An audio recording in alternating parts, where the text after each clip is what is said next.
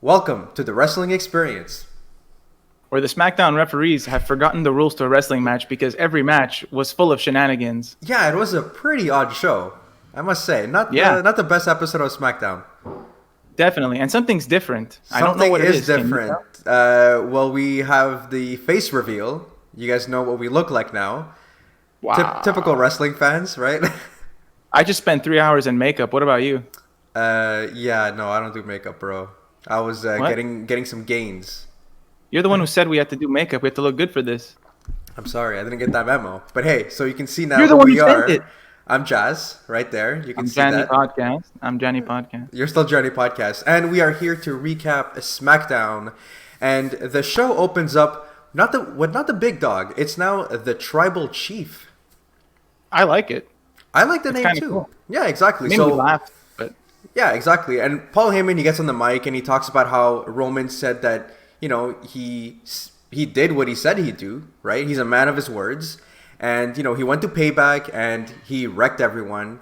He won the Universal title at the end of the show, and they actually introduced the challenger respectfully, Jey Uso, to come out to the ring. And Jey Uso is looking so stoked, as if he's gonna have a steak dinner with Roman Reigns after the show. I wonder if they had that steak dinner. And if so, they should show a clip of it because that must have been a good steak dinner. Oh my god! Regardless.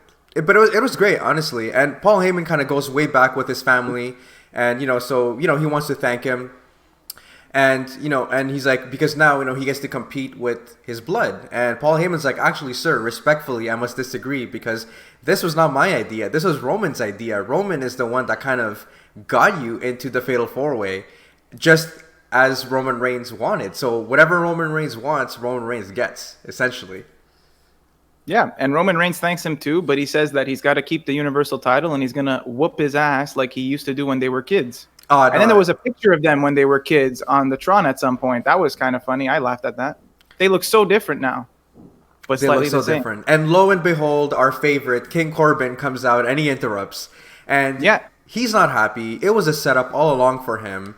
Roman is the one that kind of pulled a few strings, and, he gets to handpick, hit like an opponent for his title defense. And he's not going to stand this abuse of power, right? Because, Nepotism, King he Corbin doesn't abuse power, right?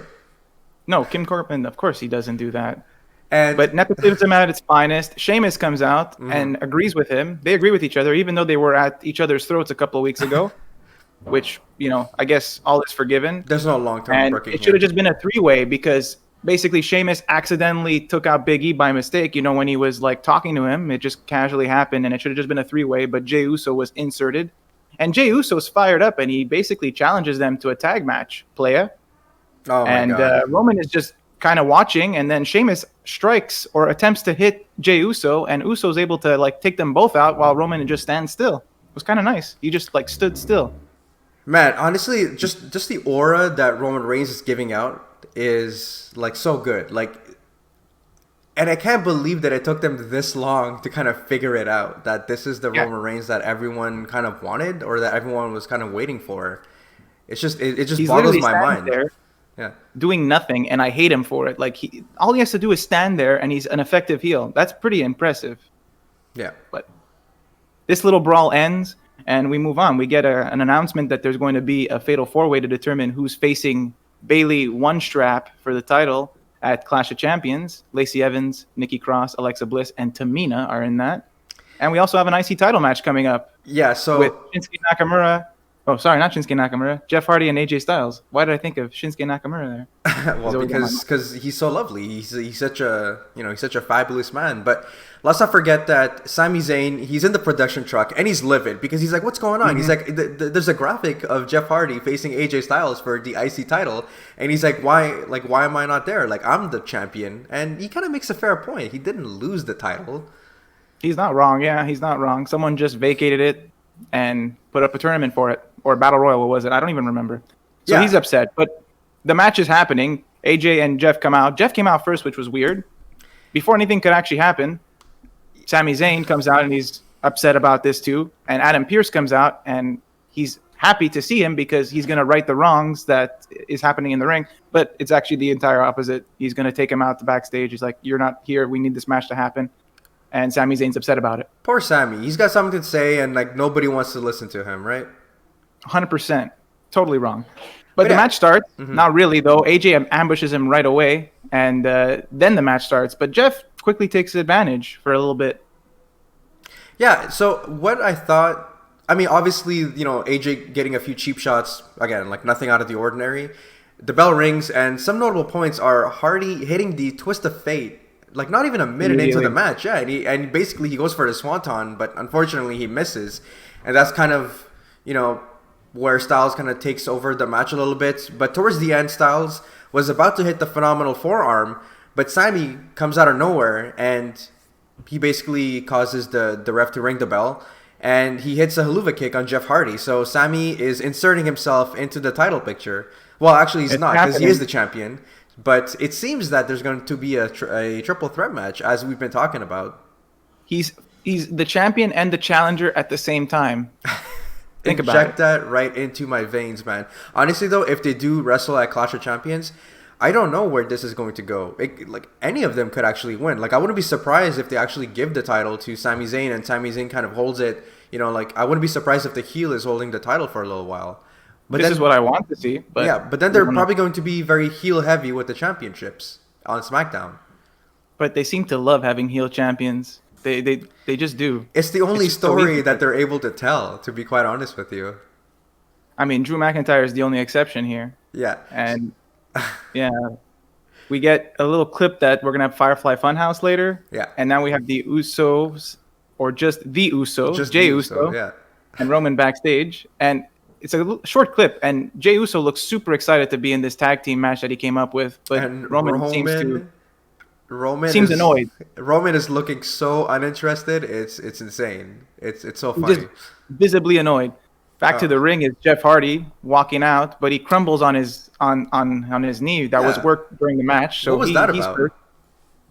Well, the knee is a thing for several weeks now. No, the brace. That's how AJ claims he lost the title due to the foreign object on the knee. It's been an issue for weeks. So I guess they're just playing into that some more. Yeah, but now there's a backstage segment, right? But and they continue with that. The thing is, what I found weird though is that the commentators, like, they were talking about it being dehydration. They did mention that. You're right. So Jeff is dehydrated. That made me laugh. I actually wrote that down. Yeah, Jeff was dehydrated. And basically AJ Styles kind of has a little segment, and he's livid. Like, he's like, I can beat Sami Zayn, I can beat Jeff Hardy. He doesn't care. Like, AJ Styles is the true one and only IC champion. So I'm like, I smell a triple threat, man. Now, was this the first time we saw Elise Ashton as an interviewer, or am I missing something? I'm not sure. I think this might have been the second time, but don't quote me on that. But because AJ was talking to her backstage while she was trying to get an update for Jeff Hardy, that was the whole essentially thing. And now this is cool because now the announcers, they talk about the once per quarter brand to brand invitation, and I'm like, yes, it's not once per quarter. Don't lie to us. Wild card rule. So we get a recap of Cesaro and Shinsuke Nakamura confronting the Street Profits on Monday Night Raw, and now they're backstage when the Street Profits actually come up, and they're like, hey, listen, we just want to visit SmackDown. We want to see what the Champions Lounge is all about, and we just want to scout your match and they want the snacks. And exactly. And also, so we learned that Cesaro and Nakamura are facing the Lucha House Party. And stop me if you've seen this match before. You're not gonna stop me? I am supposed to stop. Sorry, I only remember my short-term memory is just awful, and I don't remember this match happening. No, actually, this match happened several times. There's a quick promo with Kalisto, who's the leader, claims to be the leader of the Lucha House Party, and he's involved in this match, and he's going to take it home for them. Other than that, we go out to this match, but before then, we get another update of Jeff. He's getting checked on. He's not dehydrated. Sami Zayn comes out to taunt him in the medical room, and then they just attack each other for about like 3 seconds, and then we get back to the ring. Yeah. And we have our tag match. And it's fine, right? Like, I mean, it's pretty cool. It's a good tag team match, but it's to be expected by these two teams. And I have to say, dude, Grand Metalik is so impressive in the ring. And it just kind of sucks that he's kind of delegated to that one little spot, But yeah, basically, this is the match. He starts against Cesaro. He shows off his cool moves, tags in Kalisto. Kalisto gets beaten down by both of them. Basically. And then there's a distraction. The Street Profits are having a party in the Champions Lounge. and this is so distracting. Like, I think Nakamura is offended by this. Cesaro is upset, and this allows Kalisto to roll them up for the win. It's just, there you go. The champions are defeated, upset by the Lucha House Party after they beat them, 4 weeks in a row? And it's so funny that Drew Gulak and Matt Riddle are delegated to the little party, that's going on in the back. Yes, we're gonna we get that clip. First, we see Bayley walking with the chair backstage, the same chair she used last week, and then we see them joining the Street Profits with Matt Riddle. Who was there? Gable? Or No. Drew Gulak and Matt Riddle, and then a bunch of backstage people. But I just kind of find it so funny. Like, I'm sure Riddle is so much fun at a party. He must be. He's the guy who gets high in the corner and is just, whenever you go talk to him, you're gonna have a good time. Yeah. So as you mentioned, Bayley, she's got a lot of explaining to do. But I'm kind of looking forward to what you thought about her promo. So. She comes out with a chair and she sets it up to sit down. And now Corey is kind of aligned with her. Michael Cole's upset that what she did to the boss. And I liked Bayley's promo. It was probably the highlight of the episode. She did a great job here. She did stumble once, but who doesn't stumble? I mean, as someone who stumbles all the time, I sympathize with her greatly. But she basically said that everyone wants to know what's up with Sasha, how's Sasha doing, and no one cares about how she's doing. And she says, do you think I enjoyed beating up my longtime best friend? I actually did. And she swerved us all. She pulled the ultimate swerve. And she basically says that she knew all along that Sasha was using her because of what happened in the past. And she was okay with it because she was using Sasha the whole time. Yeah. So they were both using each other, according to Bayley. The delivery was really good, to be quite honest with you. Absolutely. But I just loved how at the beginning she looked very somber and she's like, she can't talk, so she just pointed at the Titantron, and then we kind of see, I guess their downfall and the beatdown, and then she kind of kicked it up like another gear. And that's true. She's like, do you think I'm just I'm an idiot? Like who knows you better than me? Like, you've been by my side watching me, waiting for the right moment to attack. You know what I mean? So I did exactly that. Like, you pretended to be my best friend, but all along you were using me. But you know what? Like, I was actually using you. Like, I never cared about our friendship, and you're completely useless to me. And I'm like, ouch, Bayley. Words can hurt. That was savage. And yeah, when she pointed at the Tron to show the clip of what happened over the last few weeks, that's when I realized, I'm like, there's a lot of recap on SmackDown, isn't there? Like, it's not the first time. We got to see what happened with the tag team feud like a few segments ago. There's at least 20 minutes of recap. It was recap old city. Recycled content. Yeah, it was. And it must be like that every week, and I just never noticed. I don't know. I just thought that there was a weird flow to it, but I guess we'll kind of get to that at the end. But as Bayley is exiting the arena, Nikki Cross comes out for her match because we were told earlier that there's going to be a fatal 4-way match to determine who's going to be Bayley's next challenger. And then kind of Bayley hits her with a cheap shot. And yeah, they walk past each other after making eye contact, and then she hit her with the chair. It was pretty bad. She got hit in the chair, in the back with the chair. And we cut the commercial, and then we see them tending to Nikki Cross. Yeah, and Alexa's there. Alexa is kind of tending to her best friend, and even trainers are there. But she's ready to face her competition in a fatal 4-way, and essentially her competition is Alexa Bliss, Lacey Evans, and Tamina. And this is where I wanted to talk about it before, but I guess I left it for this segment. Is like, where the hell is Mandy Rose and where the hell is Naomi? Like, I have no problem with Lacey Evans or Tamina because you do need heels. I don't even know if Tamina's a heel at this point, but yeah, after that segment she had backstage with Nikki and Alexa, I was wondering myself if she's a heel or not. And she actually makes sense to be in this match given that little segment, even though it's very obscure. And you're right, Naomi should be in this match. Naomi should be in this match. And I don't know if they didn't put her because they wanted to protect her from a loss, but you can still protect her by not having her get pinned or something. Yeah. Or you could have a thing where Naomi is about to win, and then I don't know, Lacey Evans kicks her, and then Nikki comes in and she gets the win. I just kind of really feel bad for Naomi. I don't really understand why they're not doing anything with her. And even Mandy Rose, Mandy Rose kind of had a really hot feud with with Deville, and then all of a sudden she's not on SmackDown anymore. That makes sense because she was probably closely involved with the incident that happened in real life with Sonya Deville, so she's probably getting the time off just as much as Sonya is. So you're right. That's to be expected. Yeah, but regardless, we had this match. Yeah, so the match was fine. Basically, it's the same story of the heels working on the faces, and actually at one point though, which I thought was amazing, was when Alexa Bliss hit the Sister Abigail on Nikki Cross. I want to rewind before we get to that because I found something hilarious. Like really early in the match, like they kind of like you said, it's like heels versus heels and like it's like a team up thing. And I think Lacey Evans goes for a pin on Alexa Bliss, and Tamina just watches and like, yeah, I hope she kicks out. And thankfully, Alexa Bliss did because she just watched the pin happen. I guess she didn't care. Yeah, that was weird. That made me laugh. But yeah, basically the action spills to the outside. Alexa and Nikki Cross do team up to do like a suicide dive, and then Nikki wants to follow up, and Alexa Bliss is just standing there. And this was like seconds after Cole mentions the Fiend not having an effect on her. Instantly, she's like in a trance. And I find it funny because no one else that came in contact with the Fiend is behaving this way. So are we blaming Michael Cole, essentially? Well, I mean, you can blame Michael Cole for a lot of things, and you'd be probably correct. But yeah, she hits the Sister Abigail, and then it goes to commercial. She comes back from commercial, and she's walking away. So apparently Alexa Bliss has ejected herself from the match. But essentially, but it was really well acted because like she was kind of almost trance-like.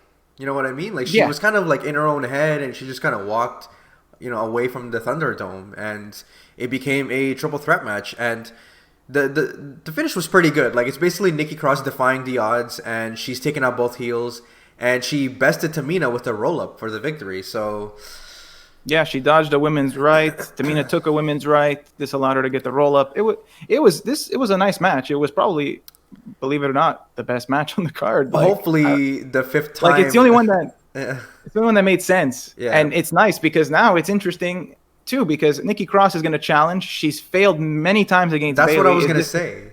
Is this her chance? But don't we want Sasha to come back and that feud be for the title, or does she come back and cost Bayley the title? What's better? It's interesting because now we can go two ways and they're both interesting. Honestly, like I really like. This feud has to be for the title. Like like sometimes you have feuds that are bigger than titles, but I feel like this one, like they've like held all the golds and they've been like encompassed by all this gold, and I feel like it would just feel better if Sasha was to be the one to dethrone Bayley. Yeah, I agree. But the fact that we have this other lining where Nikki Cross is also like pretty heavily involved because of what's going on with Bayley and her and their feuds in the past. It just makes it interesting. There's two outcomes that are interesting here. I do prefer the outcome where Sasha wins the title, like you're saying. I do prefer that. But it wouldn't be the worst thing in the world if it was Nikki who won and Sasha cost her the title. It makes sense. It's not like out there from out of nowhere. So either way, it's pretty good. Yeah, I mean, it could be that the WWE sees their feud as being beyond the title, and it's more of a personal thing, and it's not really for the title. So Nikki could kind of, hold that for a little while, and we get maybe some fresh feuds. I wouldn't be opposed to that either. But we find out that Otis is in action. But before that, we get another video package of the Mystery Woman, and at this point, it's clear that it's Carmella, right? Yeah, I remember we were saying, it's maybe Lacey Evans, but then Lacey Evans appears on this episode. I'm like, okay, well, I guess that's over. And then, yeah, it seems like it's Carmella at this point. She's blonde. We know it could be Carmella. It's not Charlotte because she's not jacked enough to be Charlotte. So yeah, exactly. But I because the thing is, like right after I went on Twitter and I saw basically people comparing like the tattoo of that woman like on her arm, and it's kind of like a dove or something like that, and Carmella had the same one. So basically, mystery solved. Carmella has the tattoo. Yeah, essentially. So it's going to be interesting to see what this new gimmick is. Is it a new gimmick, or is it just maybe like a small repackaging? But I wouldn't be surprised, again, like the way you're talking, if Nikki Cross does win the title and then you have like a heel Carmella coming in, and maybe they kind of feud over that a little bit. So and who knows how long Sasha's going to be out for too. So there's a lot that's in play, and it's nice that we actually don't know what's happening, right? Like, because that's, I guess, one of the funnest parts of wrestling is that you don't know what's coming next. So as we were mentioning, Otis is in action. He's going to be facing John Morrison, and The Miz is on commentary, and The Miz is always so good on commentary. Like, hang on a second. You're telling me that they spend like 5 hours in makeup and they couldn't cover up the dove tattoo? That's what you're telling me. Listen, Clear oversight. But yeah, you let's have people that like overanalyze videos, and maybe like it was a split second thing that someone got to like, they paused it and they're like, oh, we see a tattoo, and then they started like comparing. they But paused it at the right frame. They zoomed in. They cleared out some enhance. stuff. They enhanced, and all of a sudden, oh, there's a dove. Yeah. But yes, we do have Miz on commentary. He's hilarious. He's upset because Otis is not a model superstar like he is. This match is pretty much Morrison doing all of his efforts to make Otis look good. Otis is How no selling good everything. is John Morrison? Incredible. He's John incredible. Morrison, like oh my god, like I feel like he's better than when he than he was the first time around when he was in the WWE. It's amazing how he's aged like fine wine. He's seasoned now. It's beautiful. Otis is hulking up, and he's not taking any hits, and he's just dancing around, and eventually he's taking advantage. And this is when Miz gets involved, and Tucker kind of stops him from getting too involved. All this distraction leads to Miz stealing the lunchbox this time. They got smart. No. They stole the lunchbox this time, which makes sense. And this allowed maybe Otis to get a little bit distracted, but eventually he just caterpillars his way to victory, and everybody's happy. And Miz has the lunchbox now. Yeah, exactly. So, Tucker is kind of freaking out that the lunchbox got stolen, but Otis is like, it's all right, it's all right. So, it seems that Otis is smart, and he bested him again because we're backstage, and, Tucky's talking about the lunchbox, and Otis is like, relax, buddy. He reveals the real lunchbox that was in the briefcase. Now this is good stuff. I'm sorry, this is good stuff. And then he takes out the contract and starts to eat it a bit, which was a little bizarre. But I'll take this. I thought this was funny. Okay. And then we cut back to Miz and Morrison again, and they're opening the lunchbox. And Morrison's like, but the contract's in his name. And Miz is like, oh no, I have a lawyer, so we might be able to find the loophole here. But they open the lunchbox to find an apple core. Yeah, basically. Yeah. So my question for you is, where do you think they're going with this? Like, is it just just a bunch of segments with the briefcase just for the sake of it, or is there really talks of maybe putting the contract on the line? I mean, it wouldn't surprise me if this is just a segment thing. It's just completely random. They did mention on commentary that Otis could cash in on Roman at any time. They did say that before the match. Or maybe before the tag match at the main event. I'm not sure when. But it would not surprise me if this was just random stuff to fill in time. But it's pretty funny. But what if it's like Vince McMahon that's like kind of souring on Otis, and he's like, you know what, just F it, we're going to give it to John Morrison. I would not be surprised. However, I do feel like they've improved the way they've portrayed Otis since, because there was a period of time, like a couple of weeks ago, maybe a month ago, where I was like, yeah, I don't feel it anymore. But I'm starting to get more invested in it now. Maybe it's just me. Yeah, okay, fair enough. So we're gonna do a better job. So yeah, we're gonna jump to the next segment. It's the Firefly Funhouse, and Bray Wyatt is about to introduce us a new Firefly Funhouse member. And before that, he talks about Roman Reigns, and thanks to him, there's something missing in the Funhouse, as he's referring to the Universal title. But it's okay because everyone experiences loss. But in this box is the newest member of the Funhouse, and he's so he's so happy about it because he's going to introduce Pasquale, the persevering parrot. I love this guy, but yeah, didn't work out. It didn't work out because he forgot to cut holes, to poke holes in the box, and Pasquale, unfortunately, rest in peace. He could not persevere the box with no holes here. And I think the buzzard ate him after. Yeah. Because he was, I guess he was hungry. Yeah, and then the Vince McMahon puppet comes in. It's so good. It's such good shit. But he's upset though. He's not happy about what happened. Yeah, because he's wondering, what's going on in his house. I love the fact that he said, "What's going on in my house?" And he's not fit to run the Firefly Funhouse, so he has an advisor, and that's where we see Paul Heyman. I mean, Wobbly Walrus. Wobbly Walrus, the new advisor to the Firefly Funhouse. And I guess Bray Wyatt's just confused by all the new friends that are coming into the Firefly Funhouse. Look at that.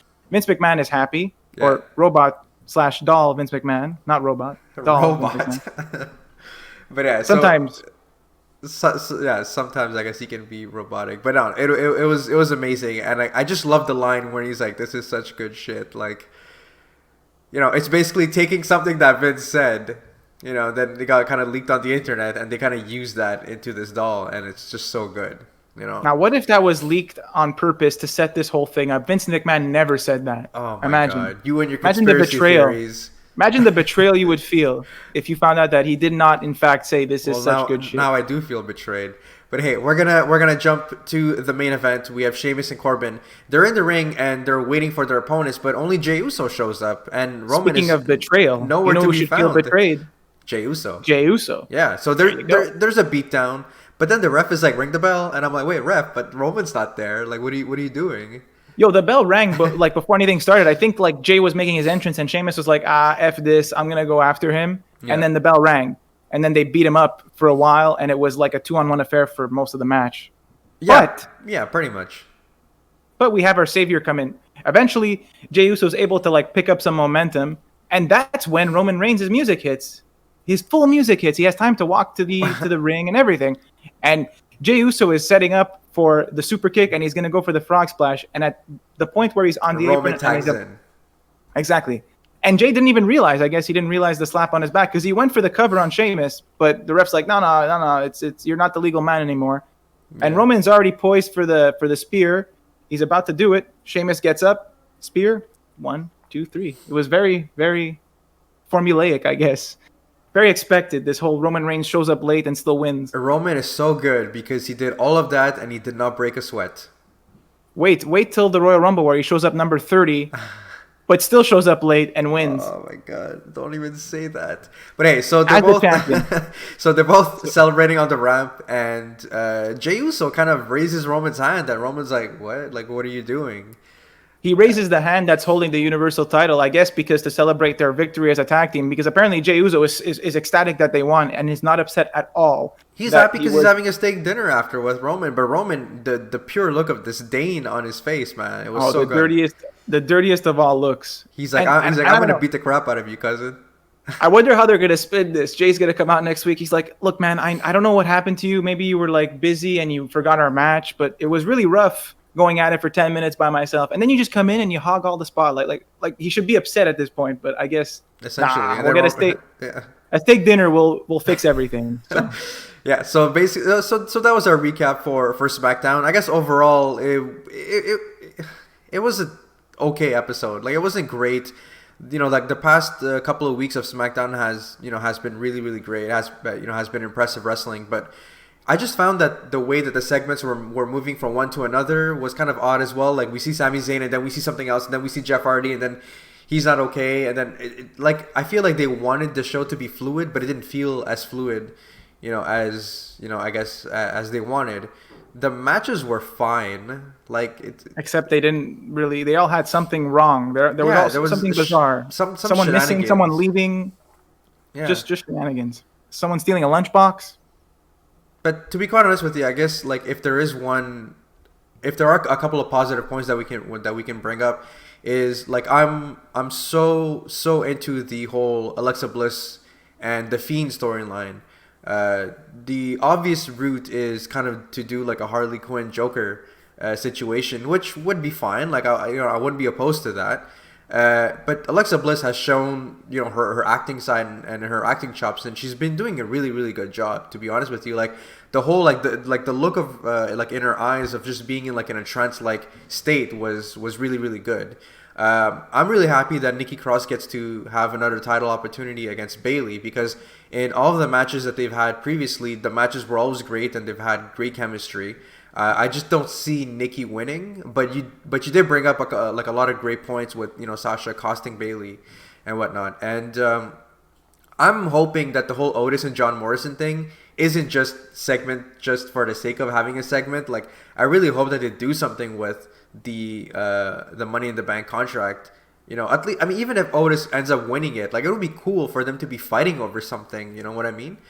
Yeah, I was just thinking that even if Otis is gonna defend his contract and still retain it, it would be more interesting than this random steal a lunchbox. Yeah. I wonder what they're gonna do next week. Is he gonna have now they're just gonna steal both, and then Otis is gonna be like, oh no, I have the contract in my shorts, or something. You just gave them a brilliant idea. He's gonna pull it out from his trunks all of a sudden. Here it is, or I ate it, so I digested it, and now it's part of me. I am the contract. Oh, The contract is me, and then I don't know. but yeah. I So, gotta stop giving them ideas. but what did you think about SmackDown in a nutshell before we Not as close it good. off? Not as good as the last few weeks. The best segment for me was the Bayley stuff, and I do agree that the Fatal 4-Way was like probably the best match on the card. I do like the Nikki Cross storyline. I do like Alexa Bliss is Fiend storyline. The tag match was so telegraphed from the opening segment that I was Yeah. like, okay, fine. Is Roman not going to come out till the end? It was like, okay. Uh, the Lucha House Party Cesaro thing. It's interesting that we now have like an interbrand title champion feud, but Yeah. aside from that, it's just copy paste.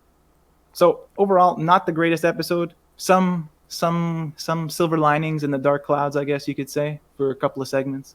Essentially. Overall, But yeah, so that was our recap for SmackDown. I thought this whole video episode went well for our first time. There's probably a couple of kinks that we need to work on, but I feel like I'm really enjoying this, and hopefully our listeners and our viewers are, will have some positive feedback for us. Spoilers. This was our 100th take. I've been talking about this episode for the last 5 hours. We've actually finally did it. been recording since last night after SmackDown ended, and we're Saturday morning, and we finally figured it out. I can't believe it. We finally figured out how to be on video and not stumble. Essentially. Too much. So if you guys do want to support us, make sure to subscribe, and you'll have all the information where to find us, where to contact us on social media, and even by email in the description box below. And if you are listening to us in audio format, because that will always going to continue, because some people do like to listen to podcasts when they're driving and going to the gym and whatnot, we're always going to be available wherever you listen to your favorite podcast. So Spotify, Spreaker, Google Play, Apple Podcast. We're pretty much everywhere right now. So we do appreciate the support. This was really, really fun, and I'm looking forward to the next recap, which is going to be our Raw recap. Is it? Is there not a pay-per-view this Sunday that we forgot about? Are you sure? Stop. Are you sure? Already the fact that they did, SummerSlam and then Payback like 1 week with like no build, and then like the go home show was actually like the like the post. The post, yeah. It was weird, and as much as I love wrestling, I feel like already us just doing Raw and SmackDown, and and like it's just too much at this point. So we will see you guys in the next one, and take care. How about we get that steak dinner now, bro? Yo, steak dinner, let's do it. Do you really think they got that steak dinner, or was it just they were just talking about getting it and never did? I feel like that could be the story of 2020, where like we just never find out. It'll be like the biggest mysteries of 2020. Did they get the steak dinner? Maybe like Jay comes out after getting beat down. He's like, you beat me down. I couldn't win the title, but the worst thing was you ducked my steak invitation.